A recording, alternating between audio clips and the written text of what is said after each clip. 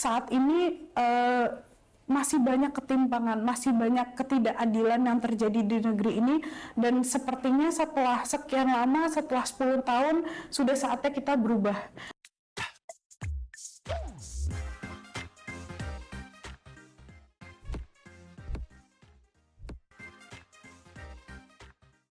Halo Sobat Pejuang, kembali lagi di podcast Pejuang kita yang tentunya menghadirkan narasumber-narasumber yang luar biasa. Nah, pada siang hari ini kita kedatangan narasumber yang salah satu orang muda dan juga banyak memiliki berbagai macam prestasi. Siapa lagi kalau bukan Karana? Halo Karana. Halo. Halo Pejuang. Halo pejuang. Jadi hari ini kita akan berbincang nih Kak, berbagai macam percakapan yang santai aja sih sebenarnya. Kalau boleh tahu nih Kak, kegiatan Kakak apa nih? Sibuk-sibuk lagi ngapain nih? Oke, pastinya ya kita semua dalam semangat sibuk memenangkan pasangan Amin ya, Anies Baswedan dan Caimin. Tapi kesibukannya itu kan beragam. Kalau aku alhamdulillah sekarang bersama teman-teman Ubah Bareng, komunitas anak muda yang memang mendukung pasangan Amin, kita sibuk membuat kegiatan-kegiatan positif, kegiatan-kegiatan dialog dua arah gitu, dan mungkin teman-teman juga udah mulai familiar dengan desak Anies yang ada di banyak kota gitu. Jadi gimana kita menempatkan Pak Anies di situ di tengah, bisa ditanya apapun oleh seluruh anak-anak muda, dengan tujuan kita menunjukkan bahwa calon pemimpin itu nggak harus selalu kita dengarkan, tapi mereka juga harus mendengarkan kita gitu sih. Itu sih kurang lebih. Jadi di Ubah Bareng kan banyak skup-skupnya gitu, ada dialog, ada juga kita punya website gagasan kita. Jadi teman-teman orang-orang muda di seluruh Indonesia kalau punya suatu gagasan terkait suatu isu bisa buka website gagasan kita. Di situ bentuknya lucu sih, kayak post-it. Jadi kayak kita tuh menempelkan pesan di post-it tapi secara digital. Di situ ada isu banjir, isu anak muda, isu orang muda, isu perkotaan, isu banjir gitu. Jadi kalaupun ada sesuatu yang belum ada di website tersebut, kita bisa masukin yang baru, dan itu terhubung langsung ke tim substansinya pasangan Amin, dilihat langsung nanti dan menjadi input juga buat Jadi langsung mereka. disampaikan ya Kak ya? Betul. Jadi di situ para anak muda memiliki hak kebebasan untuk berekspresi. Ya. Jadi tentunya pasti anak-anak muda mau langsung nih tahu kepastian dan kebenarannya seperti apa. Berarti lewat situ bisa ya Kak ya? Bisa. Jadi kalau memang kotanya belum didatangi oleh desak Anies, dan harapan kita memang desak Anies dalam segala macam bentuk bisa segera datang dan hadir di berbagai kota di Indonesia, bisa juga buka dulu website gagasan kita untuk menyalurkan aspirasinya. Jadi kita sangat menyediakan segala sarana ya, selain Instagram Ubah Bareng juga bisa juga di website gitu, dan ketika memang ada desakan saya bisa langsung disampaikan juga. Tapi itu rencananya ke seluruh kota yang ada di Indonesia, apa ada beberapa kota aja? Kalau harapan kita bisa ada di seluruh kota yang ada di Indonesia, tetapi mungkin bentuk-bentuknya yang selalu kita pengen bikin variatif. Soalnya ini kan acara orang muda, acara yang muda-muda, jadi nggak bisa terus-terusan dengan template yang itu aja. Justru perbedaan dan perubahan itu yang harus kita gaungkan ya. Betul. Nah, gini Kak. Jadi kan banyak banget nih ya pertimbangan kita kan sebagai masyarakat, apalagi anak muda kan tentunya memiliki berbagai macam pertimbangan nih Kak. Kenapa harus seorang Anies Baswedan? Apa nih kira-kira yang terlihat dari Anies Baswedan ini gitu Kak? Jadi sebenarnya aku tuh mengidolakan Pak Anies Baswedan sejak duduk di bangku SMP. Okay. Jadi ada satu kalimat Pak Anies tuh yang pernah aku baca, beliau bilang lebih baik menjadi raja di kota kecil daripada menjadi rakyat biasa di kota besar gitu. Berarti pesan yang ingin disampaikan adalah sebenarnya dimanapun kita harus membawa dampak gitu. Jadi jangan melihat skupnya, tapi sejauh mana dampak yang bisa kita bikin di lingkungan kita. Itu sih yang pertama, itu yang kadang suka tertanam aja gitu. Jadi dimanapun kita berada, lingkungannya, apa nih dampak yang bisa kita buat untuk sekitar kita, itu yang pertama. Yang kedua, kalau aku suka baca-baca soal politik misalnya, itu kan kayaknya sangat sangat relate dengan hal-hal yang dianggap kotor, hal-hal yang dianggap mungkin banyak kecurangan, tetapi dengan kehadiran seorang akademisi bernama Anies Baswedan di politik semacam membawa warna kesantunan dalam politik tersebut gitu. Jadi karakter baru dalam politik, di mana beliau tidak pernah menaikkan nadanya gitu, tidak pernah berkata kasar gitu, dan yang aku sangat pelajarin adalah beliau benar-benar menyampingkan perasaan pribadi ketika bekerja sebagai wakil rakyat, sebagai sosok pemimpin dalam pemerintahan. Seperti seribu pujian yang diberikan kepada Pak Anies selalu dijawab dengan senyuman, dan selalu dijawab dengan ini kerja kita bersama. Dan jutaan hujatan yang dilontarkan kepada beliau selalu hanya dijawab dengan senyuman, dan jawaban kita tunjukkan dengan prestasi gitu. Jadi itu kan hal yang sangat mengetuk di hati, terutama orang-orang muda yang mungkin masih menggebu-gebu gitu, yang masih ingin menunjukkan siapa dirinya dengan melihat Pak Anies. Kita jadi merasa bahwa ternyata kesantunan bisa kok membawa kita pada kesuksesan gitu. Kesantunan membawa warna yang lebih baik untuk negeri ini, yang saya tidak temui di sosok-sosok yang lain gitu sih. Berarti secara tidak langsung Kakak memberi tahu bahwa secara kecerdasan emosional Pak Anies bisa menjadi seorang pemimpin yang lebih baik lagi ya.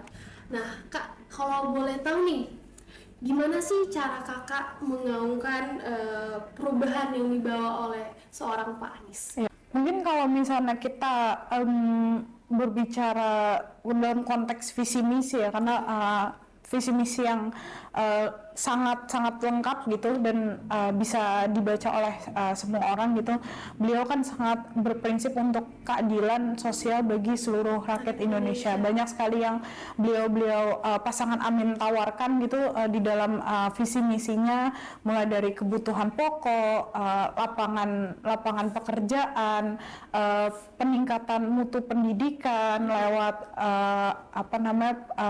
tambahan kuota LPDP dan juga ISMA, untuk ini konteksnya untuk mahasiswa. Tetapi yang paling pasangan Amin tekankan kan sebenarnya adalah pemerintahan yang benar-benar mewakili dan melayani masyarakat. Inilah yang sebenarnya perubahan yang aku pribadi sering sampaikan, sering gaungkan kepada orang-orang muda, teman-teman di sekitar, bahwa saat ini masih banyak ketimpangan, masih banyak ketidakadilan yang terjadi di negeri ini, dan sepertinya setelah sekian lama, setelah 10 tahun, sudah saatnya kita berubah.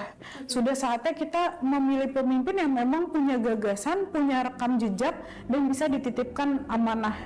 Apa perubahan yang ingin dilakukan. Jadi perubahan ini bukan semata-mata kata perubahan, tapi benar-benar dari hulu ke hilirnya dirubah. Yang kurang baik kita jadikan baik, yang belum ada kita adakan, dan yang memang sudah ada kita tingkatkan menjadi lebih baik dan lebih pro rakyat, lebih mengutamakan keadilan bagi rakyat. Itu sih kurang lebih. Misalnya kita ambil contoh, Pak Anies itu pernah ditanya dalam salah satu sesi di Desak Anies, Pak, benar nggak Bapak anti oligarki? Dan Pak Anies menjawab, saya tidak anti oligarki, tapi saya melawan ketidakadilan gitu.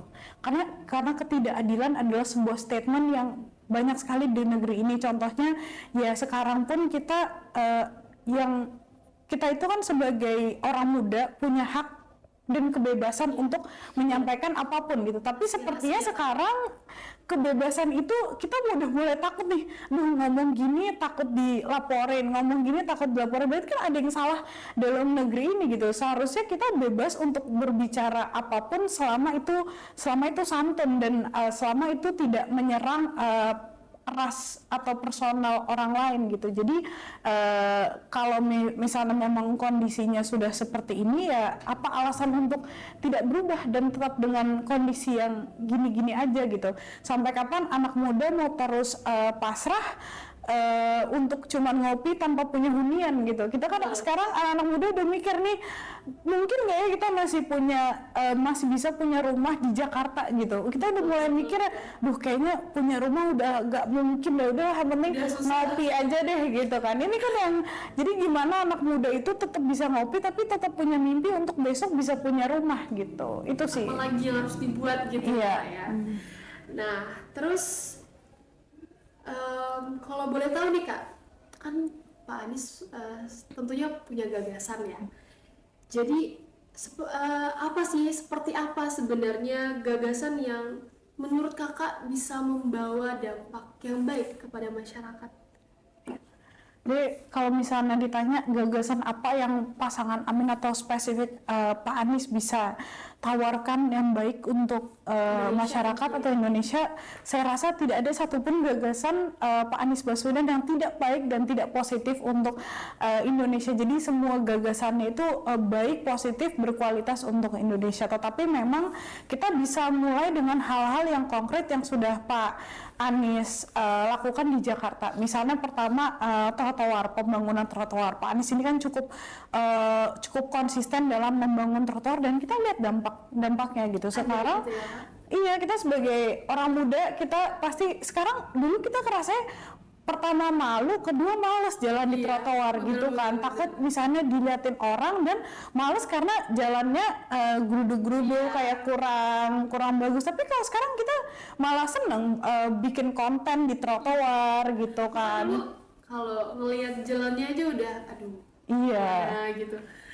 Dan itu kan yang beda banget sekarang gitu, kita sangat senang gitu jalan di trotoar itu yang pertama. Yang kedua, Pak Anies kan juga pasangan Amin punya janji untuk membuat stadion-stadion, dan kita rasakan di Jakarta sendiri kita punya Jakarta International Stadium gitu. Itu kan juga kebanggaan gitu, ada stadion besar dan namanya tuh ada Jakartanya gitu. Jadi itu kan gagasan yang konkret gitu. Dan Pak Anies kan juga mengatakan stadion itu bukan cuma soal main bolanya, tapi tempat perkumpulan gitu. Kita bisa bikin konser, bisa bikin apapun, itu jadi wadah dan sarana positif juga loh buat orang-orang muda. Jadi kita punya banyak pilihan untuk membuat acara-acara yang positif.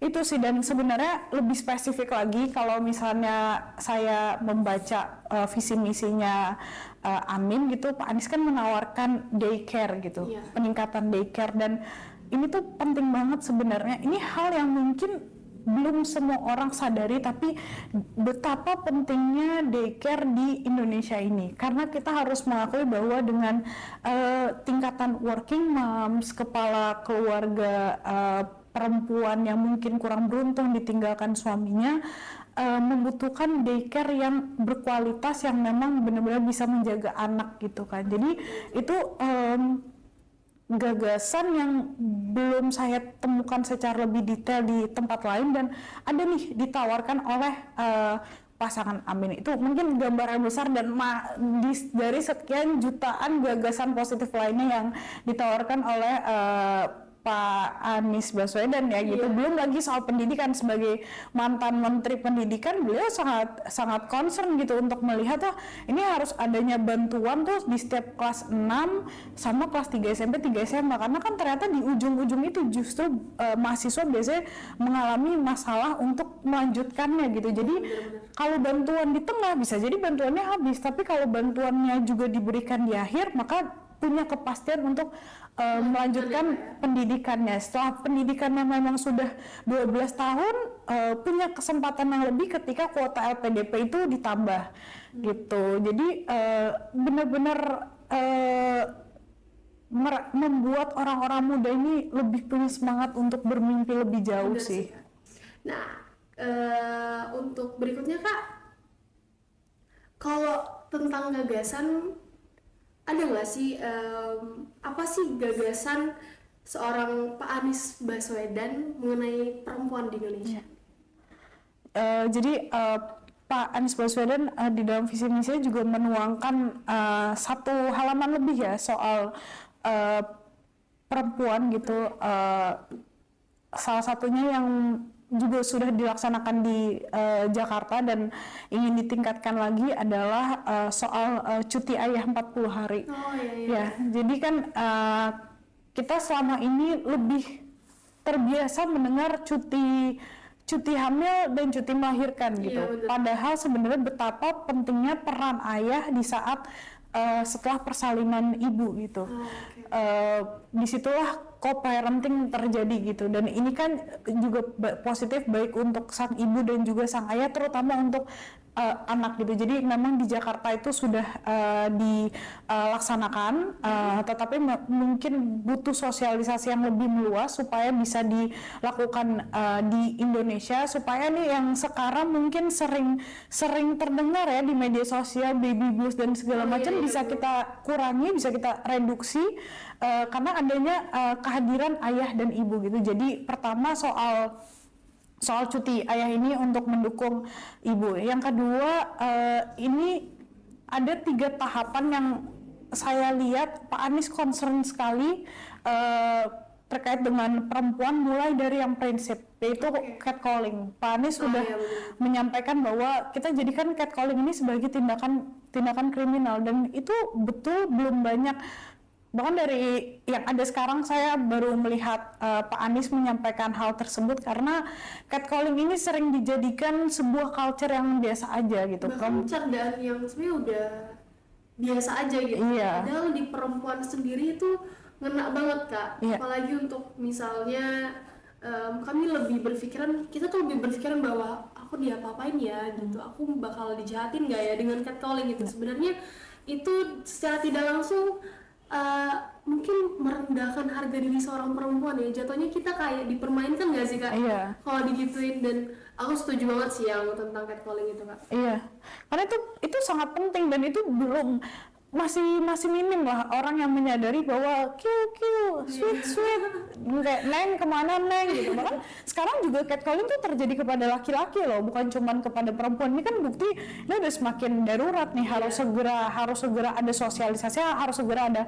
ketegasan untuk mengurangi dan meniadakan hal ini gitu. Jadi soal catcalling ini Pak Anies concern, dan kita mungkin sebagai perempuan juga sangat mendukung gitu, karena ini lumayan mengganggu. Yang harus di-highlight adalah tidak ada satu kondisi pun yang membenarkan perempuan itu dilecehkan dalam bentuk apapun ketika perempuan itu jalan sendirian, jalan malam, dan menggunakan pakaian apapun gitu. Jadi perempuan dan laki-laki itu punya hak yang sama, dan kita juga harus terlindungi dari segala macam bentuk pelecehan gitu.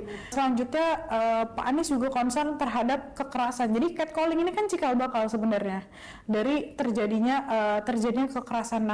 Pak Anies juga selalu bicara soal unit pencegahan, karena yang selama ini terjadi dan menjadi masalah baru ya menurut aku pribadi, sering banget kasus kekerasan seksual, karena kekerasan seksual ini paling tinggi di Indonesia, itu baru ditangani setelah diviralkan. Jadi baru nih diberitakan, diviralkan, baru ditangani dengan maksimal. Ya walaupun aku tidak melemahkan apapun peran-peran institusi dan yang lain-lain, tapi ini yang aku lihat sebagai masyarakat ya, ketika kasus ini diviralkan baru ditangani secara maksimal. Mungkin ditangani tapi belum maksimal gitu kan. Setelah mendapat perhatian baru ditangani secara maksimal, tapi yang masih jadi pertanyaan, apakah benar para pelaku itu mendapatkan hukuman yang adil? Karena itu jarang banget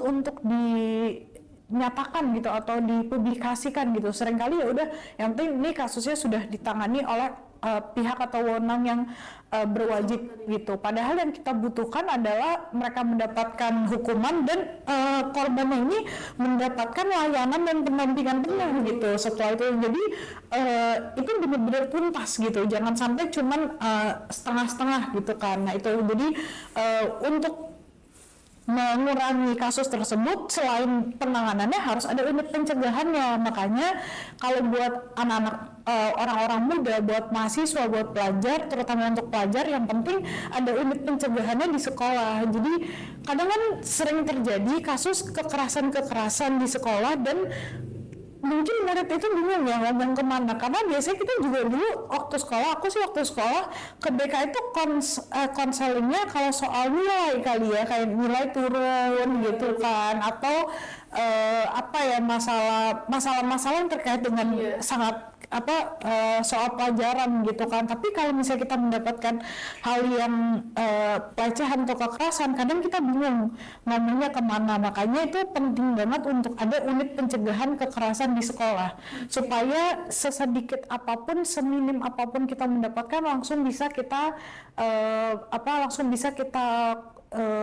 sampaikan, bisa mendapatkan konseling. Jadi yang bisa jadi punya potensi menjadi korban pun akhirnya bisa menyampaikan, dan yang punya potensi secara sadar maupun tidak sadar menjadi pelaku itu langsung bisa sadar, oh ya nggak bisa nih gitu. Dan hal-hal seperti itu yang signifikan tuh langsung mengurangi kekerasan tersebut gitu. Yang selanjutnya ya soal cuti tadi sih gitu kan. Jadi yang saya lihat Pak Anies tuh benar-benar concern dari hal yang prinsipal dan hal yang menjadi efek-efek selanjutnya yang lebih besar gitu soal perempuan gitu. Dan kalau lebih ke bagaimana bentuk support secara realnya gitu kan, Pak Anies Baswedan juga sempat ngomong nih soal beliau itu sangat memberikan kepercayaan kepada pemimpin-pemimpin perempuan di berbagai dinas saat COVID gitu kan. Jadi malah perempuan ini diberikan tanggung jawab dan kepercayaan sebagai garda terdepan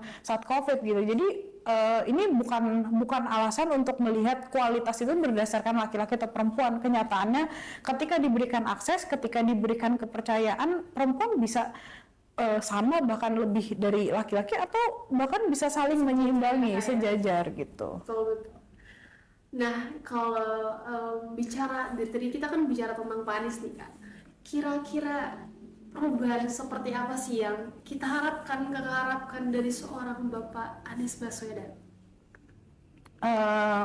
Sebagai orang muda dan perempuan, kurang lebih memang apa yang beliau sering sampaikan dalam berbagai macam forum dan juga dituangkan dalam visi misi itu sesuai dengan perubahan yang aku harapkan gitu. Yang pertama soal memang ruang untuk orang muda. Jadi ya Pak Anies ini membuktikan bahwa apa yang ingin dikerjakan sudah mulai diperlihatkan dari sekarang, bukan nanti tapi sekarang.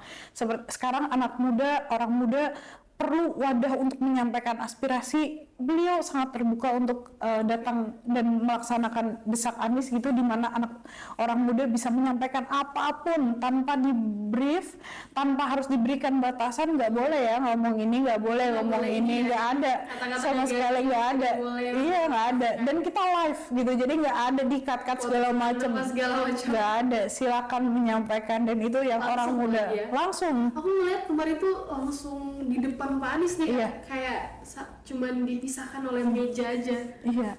Dan itu aku melihat beberapa anak muda langsung menyatakan apa yang mereka rasakan, kegelisahan apa yang mereka rasakan, sebenarnya apa aja yang membuat mereka semakin misalnya kemarin ada yang bilang tentang peraturan desa apa segala macam. Itu kan beberapa permasalahan sebenarnya udah lama, cuman masih tetap seperti itu aja gitu, stuck di situ kan. Nah kemarin tuh solusi dari Mas Anies itu sangat, menurut aku bagus banget sih. Dikasih pengertian bahwa akan diberikan kalau masalah keuangan apa segala macam tuh langsung diperlihatkan secara transparan. Gini Kak, kenapa, pertanyaan yang terakhir ya, kenapa masyarakat, apalagi seorang perempuan nih, anak-anak muda, kenapa kami harus memilih seorang Pak Anies Baswedan? Oke. Yang pertama, satu hal yang Pak Anies pernah sampaikan dan saya baca adalah perempuan harus berperan di setiap peranan yang ada, di setiap akses, di setiap aspek, di setiap bidang gitu. Jadi dan terbukti dengan hadirnya aku di sini dan banyak perempuan lainnya di sekitar tim Ubah Bareng, tim pasangan Amin, timnya Pak Anies sendiri membuktikan bahwa Pak Anies adalah calon pemimpin yang punya komitmen tegas terhadap peranan perempuan gitu. Jadi kita harus sadar bahwa perjuangan perempuan untuk sampai di hari ini adalah perjuangan yang panjang. Jangan sampai kita salah memilih pemimpin yang akhirnya mendiskriminasi peran perempuan, pemimpin yang akhirnya mereduksi peran perempuan gitu, dan itu kita sama-sama nggak mau terjadi lagi. Jadi untuk semua teman-teman perempuan, mari kita saling mendukung sesama perempuan untuk bisa memilih pemimpin yang tegas tanpa tapi untuk mendukung keadilan bagi perempuan gitu, mulai dari haknya, aksesnya, kesejahteraannya gitu, dan ya itu bisa dibaca sebenarnya semuanya, bisa terbaca dan bisa terlihat gitu dalam timnya pasangan Amin, banyak perempuan dan perempuan yang vokal gitu. Jadi kita juga bukan sekedar diletakkan tanpa punya peran, kita punya peran masing-masing di ekspertisnya masing-masing. Itu yang pertama. Yang kedua yang paling penting, ini bukan cuma buat teman-teman perempuan, juga buat semua orang-orang muda gitu. Pilihlah pemimpin yang punya rekam jejak, yang punya masa depan dan visi ke depan yang memang berkualitas, yang memang konkret, yang memang bisa dibuktikan, yang memang bisa ditagih gitu, dan bisa kita titipkan amanah. Karena kita sebagai orang-orang muda hari ini punya kemewahan, yaitu media sosial, dan itu adalah tanggung jawab kita untuk bisa menyebarkan seluas-luasnya siapa pemimpin yang harus kita pilih, dan semoga pemimpin yang kita pilih yang bisa membawa perubahan untuk keadilan dan kemakmuran untuk Indonesia yang lebih baik. Itu sih. Oke, bagus sih. Mari kita beri tepuk tangan dong.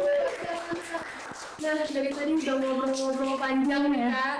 Seru juga untuk perbincangannya. Gimana kalau kita minum kopi? Boleh. Nah, ini kopinya dari Kopi Pahlawan di Cafe Pejuang, kafenya anak muda juga nih Kak. Kak bisa ngopi nggak? Bisa dong, kita anak muda Jaksel Jaktim harus bisa ngopi ya. Oke Kak. Yang terkenal kan Jaksel, tapi sebagai anak Jakarta Timur aku tetap Ngopi bangga ya. Boleh Kak di sini? Iya.